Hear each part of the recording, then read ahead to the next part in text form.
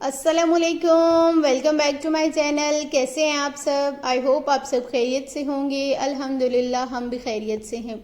आज मैं आपसे शेयर करूंगी बिहारी कीमे की रेसिपी। बहुत मज़ेदार ये रेडी होती है बिहारी कीमा।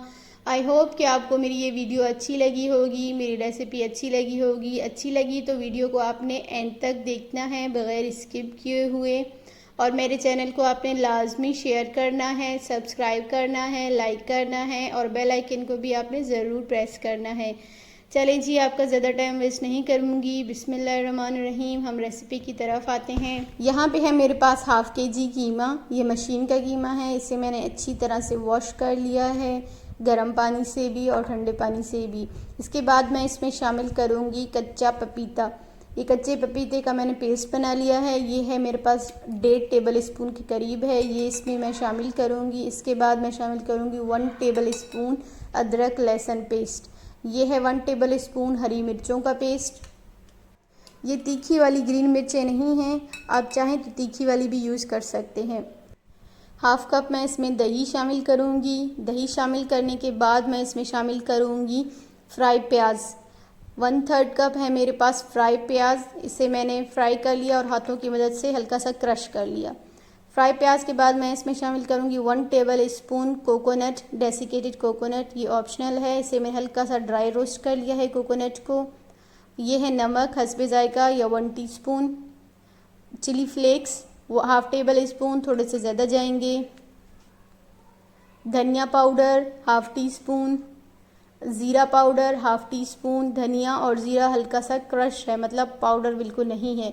ये है मेरे पास बेसन, भुना हुआ बेसन 1.5 टेबल स्पून मैं इसमें शामिल करूँगी। वैसे इसमें भुने हुए चने का आटा यूज़ होता है, वो मेरे पास नहीं था तो इसलिए मैंने इसमें बेसन शामिल किया। बेसन को मैं हल्का सा ड्राई रोस्ट कर लिया और 1.5 टेबल स्पून शामिल किया। बेसन में जैसे खुशबू आई तो मैंने फ्लेम बंद कर दिया। उसके बाद 2 टेबल स्पून मैंने इसमें कुकिंग ऑयल शामिल किया है। वैसे बिहारी खानों में सरसों का ऑयल यूज़ होता है, मेरे बच्चों को नहीं पसंद तो मैंने सरसों का ऑयल स्किप किया और नॉर्मल वेजिटेबल ऑयल शामिल किया है। 2 घंटे के लिए हमें इसे मैरिनेट करके रख देना है।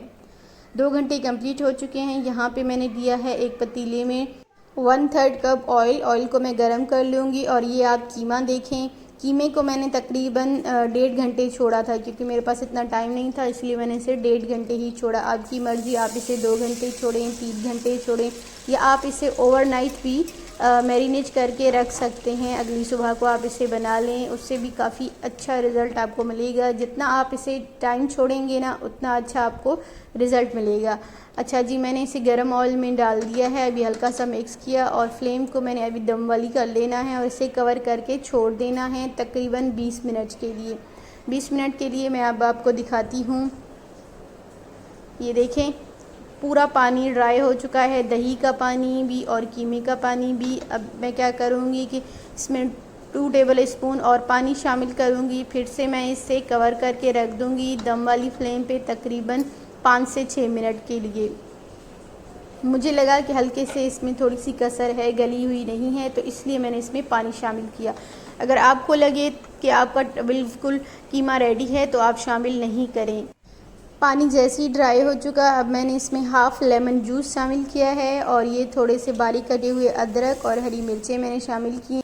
यहाँ पे आप देख सकते हैं कीमा फुल गल चुका है और बहुत सॉफ्ट मज़े का बिहारी कीमा रेडी हो चुका है। और एक तरफ से मैंने रख दिया है कोयला।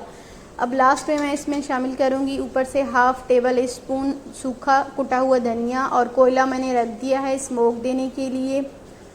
कोयले के ऊपर मैंने 1 टेबल स्पून जस्ट ऑयल शामिल किया और कवर करके रख दिया। बिहारी कीमा बिल्कुल रेडी है, बहुत मज़े का। अब मैं इसे सर्व करूँगी, आपको दिखाती हूँ।